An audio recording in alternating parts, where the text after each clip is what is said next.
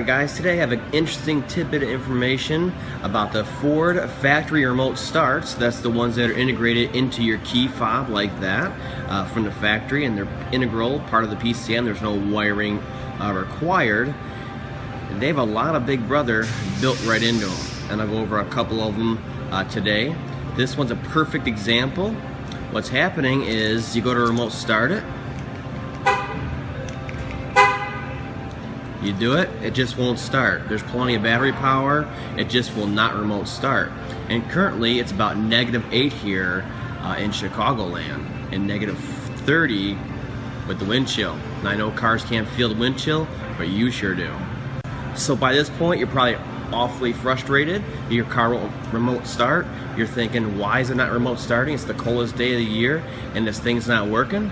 Well, the reason why is this one actually has a check engine light on.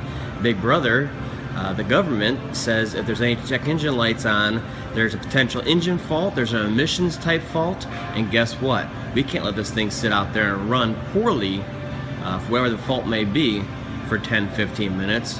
You're not allowed to do that. Also, many of you may be thinking in this cold weather, I want to let this thing run maybe 2-3 times, right?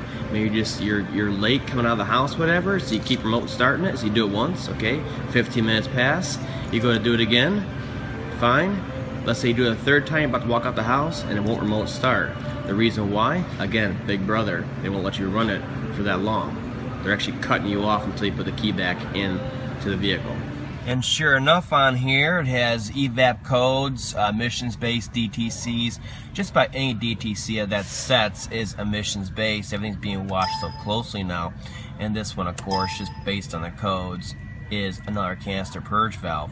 I'm actually doing a video on another truck, a F-150, for a canister purge valve. That came in today also. That's how bad these are dying right now with the cold. So we'll clear these codes, and then we'll try it again and try to prove my theory.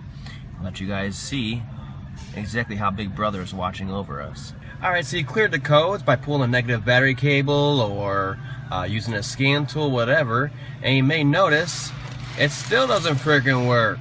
Well, what you need to do is start the car manually with the key and let it run for like 15-20 seconds, let it do a little self-test and have an ignition cycle, and then after that it should work. So we're going to do that now. And again, this problem, starting it manually in the car was never a problem before. It was never any part of the issue. It was always the remote start being an issue. So just let it run for a little bit and then you turn it off. And at that point, we can try it again. And it starts right back up. It's enabled once again by the PCM. Now, of course, this is just a workaround for that remote start function, so you can get that activated once again on there. The fault still lies, and you should really get the codes read first and the fault fixed, or else that fault is just going to set a light again and disable your remote start again. Now, before you get down on Ford and you think they're in cahoots with the government and everything else, it's only on Fords, only on Fords, guess what? I just confirmed with the Chrysler tech, and he said the same thing. Any of their remote starts that are integrated into the PCM like this, the fully integrated ones and the newer vehicles, same thing. It will not allow a remote start function if there's any kind of code set. And that all makes sense because ever since 2011, the government has really started cracking down on any kind of emissions from gas cars to the big old heavy diesel trucks on there. And that's when these systems really started coming out, was 2011 from the manufacturer. So it's just something for you guys to know in case you run into it. I know it can be frustrating. Obviously, it's very cold outside, but they're doing it for a reason, and there's really no override for this.